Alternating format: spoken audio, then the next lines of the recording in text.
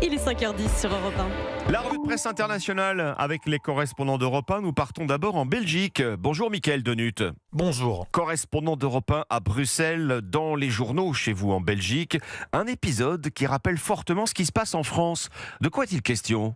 Eh bien, la presse évoque ce coup de tonnerre dans les relations belgo-américaines. Le Soir l'explique, l'ambassadeur des États-Unis en Belgique, Bill White, un proche de Trump, accuse au départ les autorités belges de poursuites antisémites. En cause, une affaire judiciaire à Anvers. Elle implique 3 Moëls, des religieux juifs qui pratiquent des circoncisions rituelles.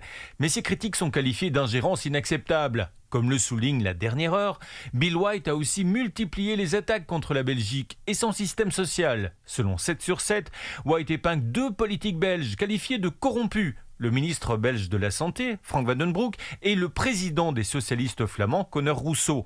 Le site 21 News révèle que Bill White menace le socialiste d'interdiction d'entrée aux USA.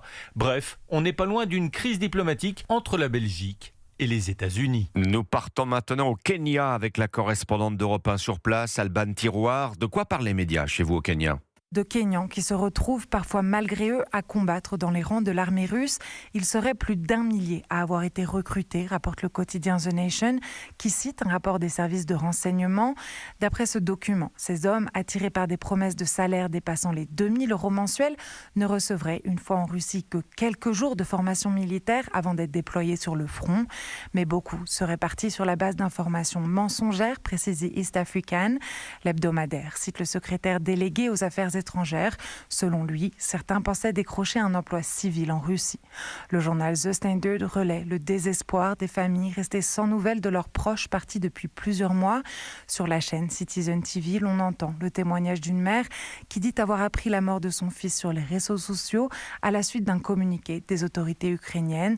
Il lui avait assuré partir travailler comme livreur pour l'armée russe. Nous partons enfin au Liban. Inès Gilles, on vous retrouve à Beyrouth pour Europe 1, à la une de la presse libanaise. Eh bien, on parle de l'entrée dans la deuxième phase du désarmement du Hezbollah. Après avoir désarmé le groupe chiite au sud Liban, en coordination avec les casques bleus, le chef de l'armée libanaise, Rodolphe Haïkal, s'est engagé à confisquer tout l'arsenal du Hezbollah, explique L'Orient le Jour. Ce processus, qui vise à désarmer la milice au nord du fleuve Litani, pourrait durer 4 mois, affirme le média émirati The National.